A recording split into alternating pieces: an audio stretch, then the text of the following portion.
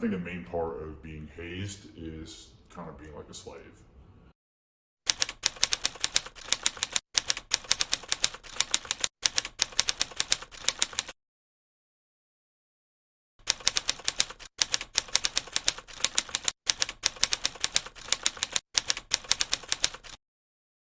Long story short, our stance as an institution is we have a zero tolerance policy related to hazing.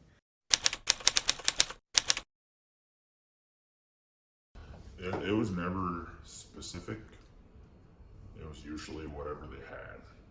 So um, if somebody walked in and they were all drinking beer, you were all probably going to drink beer. If you walk in a room and there's a liquor bottle, you're probably going to be drinking the liquor bottle. It was never like a planned thing, like, oh, we're going to make everybody drink from this liquor bottle. It was very situational.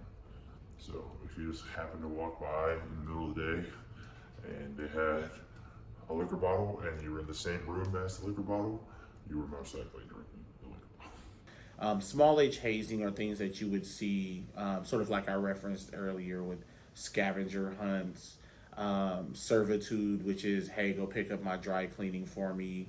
Hey, go bring me back a Whataburger or whatever.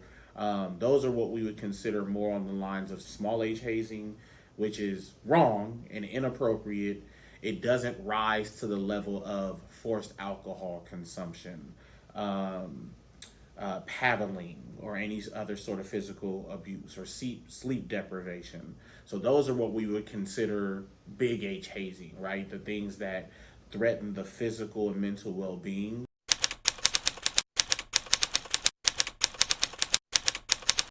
So there's not like a hard sort of three strikes deal. We do certainly keep track of these issues that pop up. If a student group is found responsible for hazing, they're actually placed on the Dean of Students website for at least 3 years.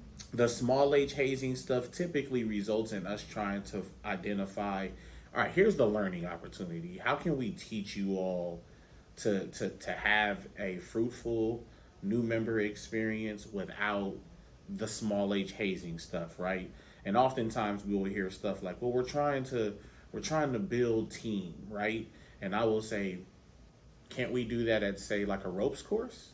Like, right, we can accomplish the same thing, and yet nobody is being held underneath this power dynamic of, here's how I'm holding your membership, your entry into this organization hostage.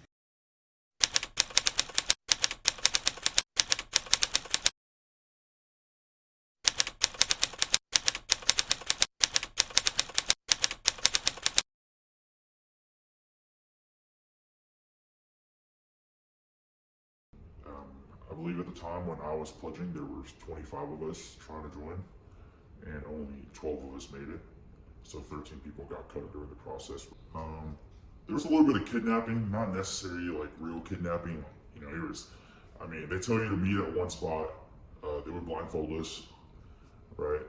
Blindfold us, bring us to a location, take all our phones away, which, you know, you're not really allowed to do stuff like that, but I say kidnapping, but you know, they would transport us places we don't know where we are. We had to figure out how to get home from that location without any phones or anything. But most of it is just, we were in the vicinity of where any alcohol beverage was, they were gonna make you drink, and you either did it or you were cut.